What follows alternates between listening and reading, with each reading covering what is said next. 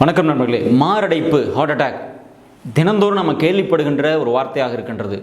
நிறைய திரை பிரபலங்கள் பார்த்தீங்க அப்படின்னா இந்த 2020 டாக்டர் சேதுராமன், அப்புறம் இப்போ ரீசெண்டாக நடிகர் வடிவேல் பாலாஜி அப்படி நிறைய திரை பிரபலங்கள் மாரடைப்புனால் உயிரிழக்கிறத நம்ம பார்க்குறோம். இது தவிர நம்ம அக்கம் பக்கத்தில் நம்ம ஊரில் நம்ம உறவுகளுக்கு இடையில் நம்ம குடும்பங்களுக்கு இடையில் எத்தனையோ பேர் மாரடைப்பின் காரணமாக மரணம் அடைஞ்சதை நம்ம கேள்விப்படுறோம், பார்க்குறோம்.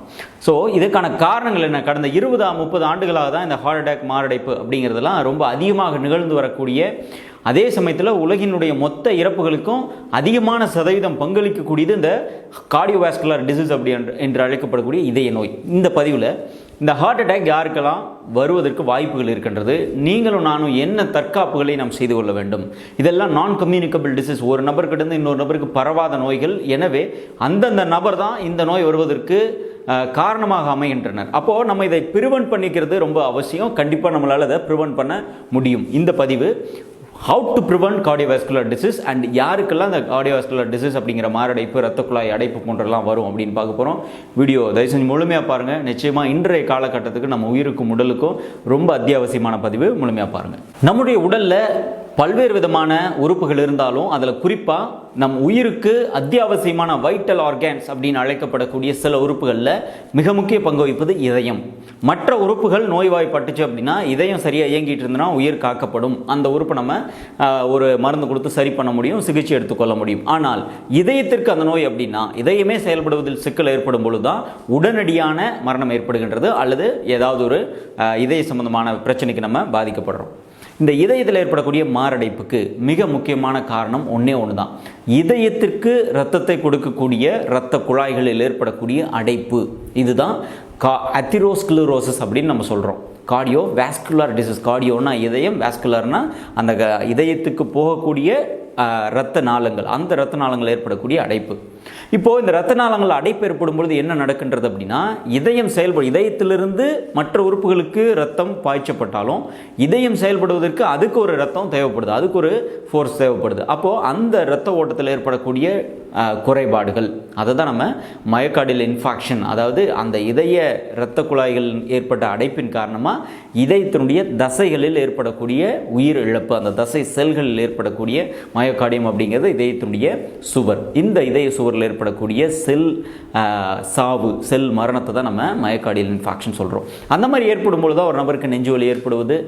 அந்த நெஞ்சுவலி நிறைய நிலைகளில் ஒரு நபர் உணர முடியும். ஆரம்ப கட்டம், பிறகு ரொம்ப ஒரு மேசிவ் ஹார்ட் அட்டாக்னு சொல்லுவோம். மேசிவ் ஹார்ட் அட்டாக்னா ஒரே டைம் தான் வரும். இதுக்கு முன்னாடி அவங்களுக்கு எந்த சிம்டம் இருந்திருக்காது, ஒரே டைம் தான் வரும், அவங்களுக்கு மரணம் ஏற்படும். சிலது ஆன்ஜினா அப்படின்னு சொல்லுவோம். ஆன்ஜினா லேசான வலி தான் இருக்கும், இதய வலி கைக்கு பரவுறது போன்ற நிலைகள் இருக்கும். அப்போ டாக்டர்கிட்ட போய் பார்க்க முடியும். இதுதான் நம்ம கார்டியோவாஸ்குலர் டிசீஸ் அல்லது ஹார்ட் அட்டாக் அப்படின்னு நம்ம சொல்கிறோம். ஸோ இதுக்கான அறிகுறிகள் நம்ம சுருக்கமாக பார்க்கணும் அப்படின்னா, இதயத்தினுடைய இடது பகுதி, நம்ம செஸ்ட்டில் இடது பகுதியில் ஏற்படக்கூடிய மிதமானது முதல் அதீதமான ஒரு அன்யூஷுவல் பெயின். யூஸ்வலாக ஏதாவது கேஸ் ட்ரபிள் இருந்தால் வர வலி வேறு, பட் இது ஒரு மாதிரி அன்யூஷுவலாக வரக்கூடிய வலி. இந்த வலியானது ஷோல்டர், இடது கை மற்றும் இடது விரல் வரைக்கும் அந்த வலி பரவுற மாதிரி நீங்கள் ஃபீல் பண்ணுறீங்க அப்படின்னா, ஒருவேளை நம்ம இதய சம்பந்தமான ஏதோ கோளாறுகள் இருக்கிறதோ அப்படிங்கிற டவுட் ஒரு அடிப்படையான இதய பரிசோதனைகள் செய்து கொள்ள வேண்டியது அவசியம். அதில் இசிஜி, எக்கோ, ட்ரெட்மில் போன்றவையெல்லாம் அடங்கும். ஸோ இதுதான் நம்ம சிம்டம்ஸ் அப்படின்னு நம்ம எடுத்துக்கிறோம்.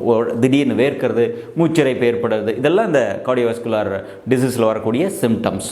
ரெண்டாவது, இது வருவதற்கான காரணங்கள் ஏன் நமக்கு வருது அப்படின்னா, மிக மிக முக்கியமாக நம்ம தெரிந்து கொள்ள வேண்டியது, இந்த பதிவினுடைய நோக்கம் என்ன அப்படின்னா, நாம் வருவதற்கான பாசிபிள் குரூப்ஸ் யாருக்கெல்லாம் அது வருது அப்படின்னா, நம்பர் 1, அவங்களுடைய உணவில் ஏற்படக்கூடிய அதீதமான கொழுப்பு மிகையாக இருப்பது. இந்த கொழுப்புன்னொன்னே நமக்கு நினைவுக்கு வரது என்னென்னா, ஏதோ நான்வெஜ் சாப்பிட்றது, ஆயிலி ஃபுட்டு சாப்பிட்றது, இதுதான் கொழுப்புன்னு நம்ம நினச்சிட்டு இருக்கிறோம். ஆனால் இன்றைக்கு வரக்கூடிய இதய நோய்களில் மிக முக்கிய பங்கு வகிப்பது கார்போஹைட்ரேட்ஸ். நம்ம சாப்பிட்றக்கூடிய மாவுச்சத்து. மாவுச்சத்துக்கும் கொழுப்புச்சத்துக்கு என்ன தொடர்பு இருக்குது அப்படின்னு நீங்கள் நினைக்கலாம். மாவுச்சத்து உடம்புல போய் நான் உட்கொள்ளக்கூடிய கார்போஹைட்ரேட்டின் அளவும், அன்றைய தினம் நான் செலவழித்த சக்தி, நான் செய்கிற வேலையின் காரணமாக செலவழிக்கக்கூடிய கார்போஹைட்ரேட்டினுடைய அளவும் சமநிலையில் இல்லை. நிறைய சாப்பிட்றேன், கம்மியாக வேலை செய்கிறேன் அப்படின்னா, மீதி தேங்கி இருக்கக்கூடிய கார்போஹைட்ரேட்ஸ் தான் உடம்புல கிளைக்கோஜனா மாதிரி அங்கங்கே சேமிக்கப்படுகின்றது. இது ஒரு குறிப்பிட்ட நாட்கள் அதிகரிக்க இந்த சேமிக்கப்பட்ட கொலஸ்ட்ரால் ஆனது ஃப்ரீ கொலஸ்ட்ராலாக இரத்த குழாய்களில் ஓடிக்கொண்டு இருக்கும் பொழுது, சிறு இரத்த குழாய்கள் எங்கே இருக்குதோ, அதிகமான பாதிப்புகள் ஏற்படுத்தக்கூடிய அந்த இரத்த குழாய்கள் எங்கே இருக்கோ அந்த இடத்துல போய் செட்டில் ஆகும். இப்போ இந்த வீடியோவில் நீங்கள் பார்க்குறீங்க ரத்த ஓட்டத்தில் இருக்கக்கூடிய கொலஸ்ட்ரால் எப்படி ஒரு இடத்துல போய் செடிமெண்ட் ஆகுதுன்னு. இதை ரொம்ப எளிமையாக புரிஞ்சுக்கணும்னா நம்மளுடைய டேங்க் இருக்குது, வாட்டர் டேங்க் இருக்குது, கீழே நம்ம பைப் கனெக்ஷன் கொடுத்துருக்கோம். அந்த பைப்பில் அங்கங்கே பெண்டு இருக்கிற இடத்துல அல்லது சின்ன பைப்பாக இருக்கிற இடத்துலலாம் டஸ்ட் ஃபார்ம் ஆகிருக்கும். அதெல்லாம் ஒரு குறிப்பிட்ட காலகட்டத்தில் அடைப்பை ஏற்படுத்தல. அதே மாதிரி தான் நம்ம அந்த டேங்க் அப்படிங்கிறத நம்ம இதயமாக எடுத்துக்கிட்டோம் அப்படின்னா கீழே இருக்கக்கூடிய பைப் லைன்ஸ் எல்லாம் நம்முடைய இரத்த நாளங்கள். இப்போ இந்த இரத்த நாளங்கள் ஏற்படக்கூடிய அடைப்புகளை தான் நம்ம அத்திரோஸ்க்ளீரோசிஸ் அப்படின்னு நம்ம அழைக்கப்படுறோம். இதுதான் இந்த கொலஸ்ட்ரால் அடைக்கக்கூடிய நிலை. இரண்டாவது காரணம் என்ன அப்படின்னா, ஒன்று உணவு, கொலஸ்ட்ரால் உணவு, ஜங்க் ஃபுட்ஸ், வெளியில் சாப்பிட்றது, கார்போஹைட்ரேட்ஸ் அதிகமாக சாப்பிட்றது போன்றவை உங்களுக்கு நல்லா தெரியும். ஆரம்பத்தில் நீங்கள் வீடியோ பார்த்துட்டு இருக்கிறவங்களுக்கு தெரியும். ரெண்டாவது மிக முக்கியமான காரணம் பரபரப்பான வேகமான வாழ்க்கை முறை. எப்பொழுதுமே கவலையை தோய்ந்த மனதோட, எப்பொழுதுமே ஸ்ட்ரெஸ்ஸான வாழ்க்கை, வேலை, குடும்பம் அப்படின்னு சொல்லி அந்த ஒரு படபடப்பான மனநிலையில் இருக்கும் பொழுது என்ன நடக்குதுன்னா, நம்ம இரத்த குழாய்களினுடைய உள் சுற்றளவு குறைகின்றது. எப்பெல்லாம் டென்ஷன் ஆகிறோமோ, எப்பெல்லாம் நாம் உணர்ச்சி வசப்படுகிறோமோ, அது ரொம்ப அதீதமான மகிழ்ச்சியாக இருக்கலாம் அல்லது கவலையாக இருக்கலாம், அல்லது எப்பொழுதுமே ஒரு மிதமான ஸ்ட்ரெஸ்லேயே வாழ்க்கை ரன் பண்ணிகிட்டு இருந்தோம் அப்படின்னா நம்மளுடைய இரத்த குழாயின் உள் சுற்றளவு சுருங்குகின்றது. நார்மலாக இயல்பாக இருக்கிறவர்களும் சற்று சுருங்குகின்றது. அப்போ இன்னும் அந்த பைப் சுருங்கும் போது என்ன ஆகுது, ஆல்ரெடி ஏற்கனவே அங்கே அடைப்பு இருக்குது, ஆனால் ஓரளவுக்கு ரத்தம் போயிட்டு இருக்கு. இன்னும் மேலும் சுருங்கும் பொழுது என்ன ஆகுதுன்னா complete cessation of blood supply நடக்குது. அங்கே முற்றிலுமான இரத்த ஓட்டமானது தடைபடுகின்றது. அது உடனடியான இந்த இதயத்தினுடைய உள்சுவர் சாவை ஏற்படுத்துகின்றது. அதுதான் மயோகார்டின். அந்த சாவுன்றதுனா அந்த செல்களுக்கு ஏற்படக்கூடிய உயிரிழப்பு தான் நம்ம அந்த செல் சாவு அப்படின்னு நம்ம சொல்கிறோம். ஸோ இதுதான் இதுக்கான பேத்தோஃபிசியாலஜி. நம்ம மனநிலைக்கும் நம்மளுடைய இதய ஆரோக்கியத்திற்கும் உள்ள தொடர்பு இதுதான். ஆனால் இன்றைக்கு பார்த்திங்கன்னா நான் உட்பட நீங்கள் உட்பட எல்லோருமே ஏதாவது ஒன்றை நோக்கி ஓடிக்கொண்டு ஏதாவது ஒரு பரபரப்பாக காலையில் கண் விழிக்கிறதுலேருந்து ராத்திரி கண் மூடுற வரைக்கும் நம்ம எப்பொழுதுமே பரபரப்பான மனநிலையை இயங்கி கொண்டு இருப்பது எப்பொழுதுமே நம்ம இரத்த குழாயில் சுருக்கமாகவே வைத்துக்கொள்வதற்கான வாய்ப்புகள் அதிகம். ஸோ அப்படி சுருக்கமாக வைத்துக்கொள்ளும் பொழுது அந்த அத்திரோஸ்க்ளீரோசிஸ் ஃபார்ம் ஆகக்கூடிய ஏஜும் சீக்கிரமாகவே நடக்குது. முன்னாடியெல்லாம் நான் 50-60 வயசில் வந்த ஹார்ட் அட்டாக் இப்போ 40, 35, 20, 25 வயசில் கூட ஹார்ட் அட்டாக் வருகின்றது. எனவே இந்த ப்ரீ டிஸ்போசிங் ஃபேக்டர்ஸ் அப்படி சொல்லக்கூடிய இந்த சாத்தியமான காரணிகளை நாம் இதிலிருந்து விடுபட வேண்டும். ரெண்டாவது ஸ்மோக்கிங் அண்ட் ஆல்கஹாலிசம். ஸ்மோக் பண்ணும்பொழுது என்ன ஆகுது, இரத்த குழாயின் உள்சுவரில் இந்த புகையில் இருக்கக்கூடிய பொருட்கள்லாம் அங்கே கொலஸ்ட்ரால் தன்னகத்தை ஈர்த்து ஒரு இடத்துல கட்டி ஏற்படுத்துது. ஸோ இதெல்லாம் தான் உங்களுக்கு தெரிஞ்ச அல்லது தெரிய வேண்டிய காரணிகள். எனவே இது போன்ற மாரடைப்புகளை தவிர்ப்பதில் மிக முக்கியமான பங்கு வகிப்பது எதுன்னா, நாம் உட்கொள்ளக்கூடிய உணவின் அளவும், அது கார்போஹைட்ரேட்டாக இருந்தாலும் சரி, கொலஸ்ட்ராலாக இருந்தாலும் சரி, உள்ளே அனுப்பிட்டோம்னா அது எப்படியாவது வெளியேறி ஆகணும். அது எப்படி வெளியேற முடியும்?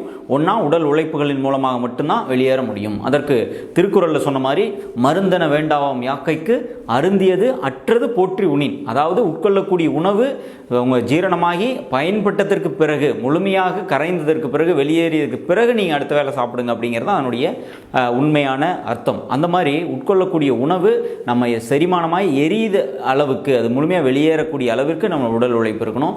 செடென்டரி லைஃப் ஸ்டைல் இருக்கிற நாம கண்டிப்பாக ஏதாவது ஒரு தீவிரமான உடற்பயிற்சி செய்து இதயத்தை ஆக்டிவாக வைக்கணும். சீராக செயல்பட்டு இருக்கிற இதயத்தை தினந்தோறும் ஒரு 45 நிமிடமாவது ஆக்டிவ் மோடில் ஸ்பீடாக அதை இயங்க வைக்கும் பொழுது இரத்த குழாயில் இருக்கக்கூடிய அடைப்புகள், கழிவுகள், அங்கங்கே தேக்கம்லாம் சீர் செய்யப்படுகிறது, கரைக்கப்படுகின்றது. இது ஒரு மருத்துவபூர்வமான, அறிவியல் பூர்வமான உண்மை. இரண்டாவது, நம்மளுடைய பரபரப்பான வாழ்க்கை முறை.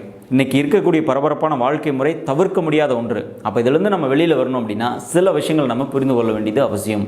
நாம் அமைதியை ஏதாவது ஒரு வகையில் மனசை சிறிது நேரமாவது, குறைந்தபட்சம் 1 மணி நேரமாவது அமைதியான மனநிலையில் இருக்க வேண்டியதாவது. மெடிடேஷன் பண்ணலாம், யோகா பண்ணலாம், ஏதாவது ஒரு ஆன்மீக வழியில் சில மணிகளை நாம் செலவிடுவது மிகவும் அவசியம். ஏன்னா இங்கே என்ன தான் பரபரப்பாக ஓடினாலும், பயங்கரமாக நம்ம வேலை பார்த்தாலும், கடைசியில் மிஞ்சுறது சஞ்சலமும் நோய்களும் மரணங்கள் தான். இங்கே யாருமே பெருசாக இங்கேருந்து எடுத்துகிட்டு போன மாதிரி எந்த வாழ்க்கையும் நமக்கு அமைகிறது கிடையாது.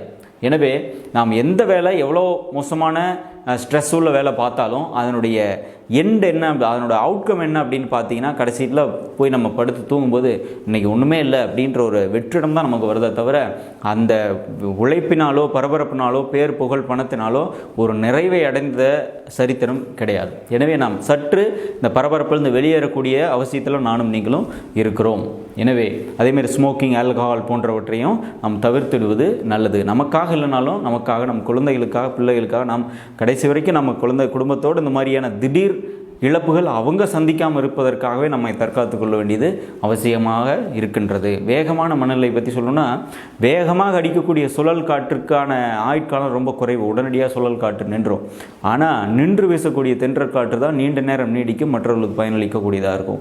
அதுபோல தான் நம்முடைய வாழ்க்கையும். கொஞ்சம் நம்ம குறைவான சம்பாதிச்சுட்டு இருந்தாலும் பரவாயில்லன்னு சொல்லிட்டு அந்த ஒரு நிதானமான வாழ்க்கை முறையில் இருப்பது அதிக நாட்கள் நம்மை வாழ வைக்கின்றது. எனவே இது போன்ற தவறுகளை செய்யாமல், நம்ம நடிகர்கள் பார்க்குறோம், அவங்க இறந்துட்டாங்க, இவங்க இறந்துட்டாங்க, அங்கெங்கன்னு பார்க்குறோம். ஆனால் அவர்களை போல தான் நம்மளும், அந்த உடம்பை போல தான் இந்த உடம்பும், அந்த இதயத்தை போல தான் இந்த இதயமும். எனவே அவர்கள் இருக்கக்கூடிய அதே ஸ்ட்ரெஸ் தான் நம்மளும் ஓடிட்டுருப்போம், அதே உணவு தான் நம்மளும் சாப்பிட்டுட்ருக்கோம். எனவே நம்மளும் அதே மாதிரி நோய்களுக்கு உட்படுவதற்கு ஏதுவானவர்கள் தான். நம்ம ஒன்றும் விதிவிலக்கானவர்கள் கிடையாது. வராத வரைக்கும் தான் அது செய்தியாக இருக்கும்.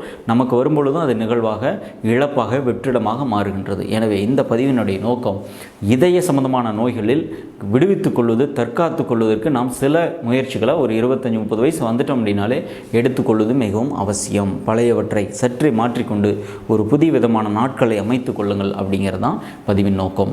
மற்றவரோடும் பகிர்ந்து கொள்ளுங்கள். கண்டிப்பாக நீங்களும் பயன்பெற வேண்டும், பயன்படுத்த வேண்டும். நன்றி, வணக்கம்.